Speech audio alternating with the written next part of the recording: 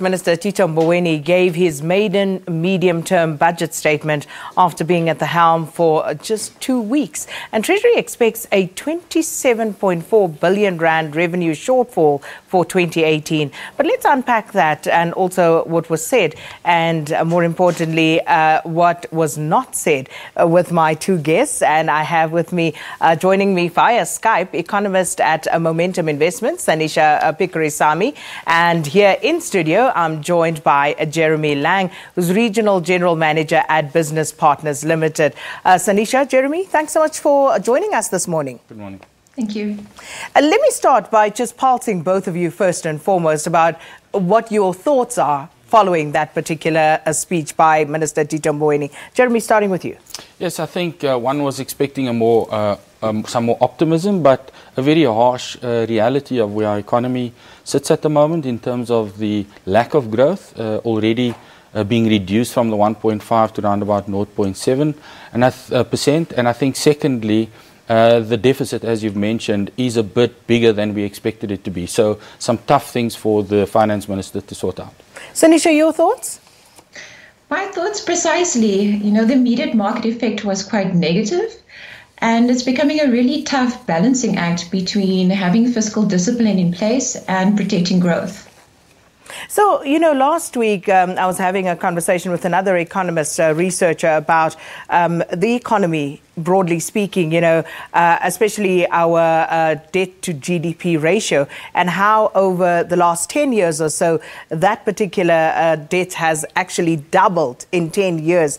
And looking at what we're faced with right now, we're talking about our debt growing at 7.8%, and yet our growth forecast for the economy revised downwards yet again to 0.7%.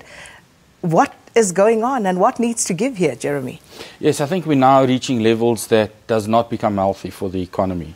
However, a lot will come through if the economy grows. So the question is about how do we grow this economy? We can't take on more debt to spend.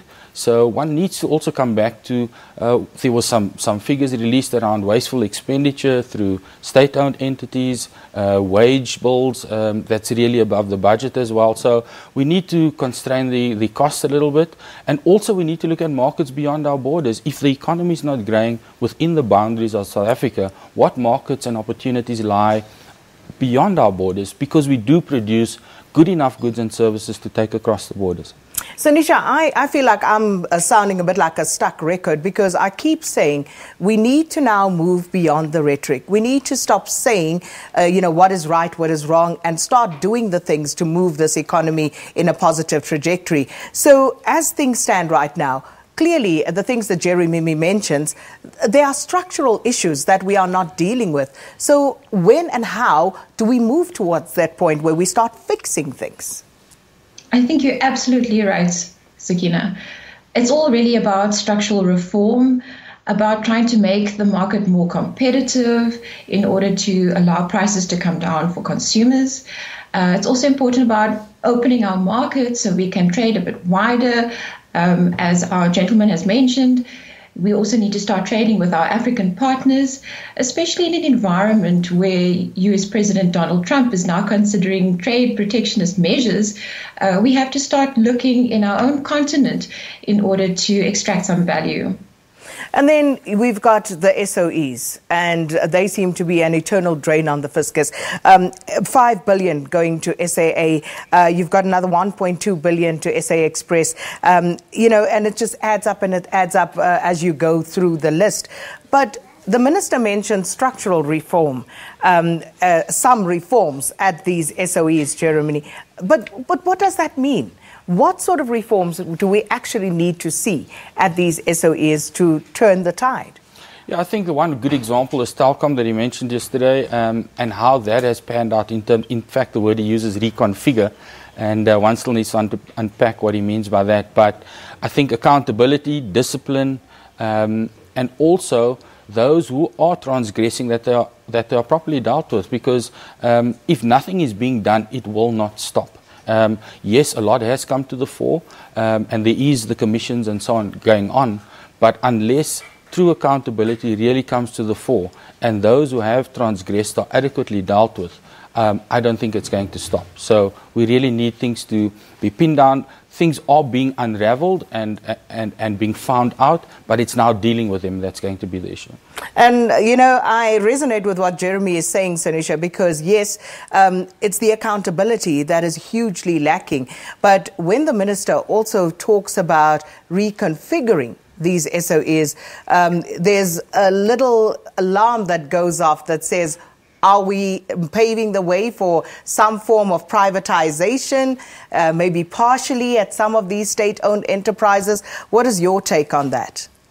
I think that privatization would be a really good idea, especially in the parts of the business that are not currently working. I think that the political appetite for privatization is turning, but very slowly. But this is indeed something that can change the business model and improve efficiencies at some of these state-owned enterprises that are facing financial difficulties and skills deficits. But at what cost to a developmental state, though? Let's put two examples on the table. If we take Eskom and we take SAA, in terms of privatization and thinking along those lines to actually improve their lot, how would you go about that? And with Eskom, is that even something that should be on the table? Sanisha, you first, and then I'll hear from you, Jeremy. Sure. So I think in terms of SAA, for example, we need to review the cost base. We know that SAA is an airway that has quite a high cost base, high employment cost base. Fuel prices are quite high given the procurement involved. So if we get the private sector involved here, we can actually revalue the cost base, which can actually help the bottom line. In terms of Eskom, we could start to split out, for example, generation or distribution, and we could have parts of Eskom being unbundled and then that being led by the private sector. But you see, this is where the developmental agenda comes in.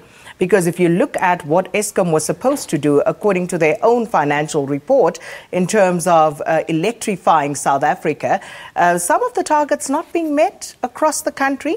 And now we start talking about privatization, even though it's not a reality. Isn't that being a bit reckless, though? Yeah, I think there's two things that come to mind. The first one is governance, and it starts right at the top. And that culture must be embedded into the organization through a culture of integrity, systems and controls. There's just too much leakage at the moment. So if we recover all that leakage in wasted cost and unauthorized expenditure, so it does give rise to opportunities to grow those organizations, run them profitably, and thereby when they grow, more people will be employed, more skills development will take place, and so the development impact starts to follow. But it's about getting that governance and controls correct.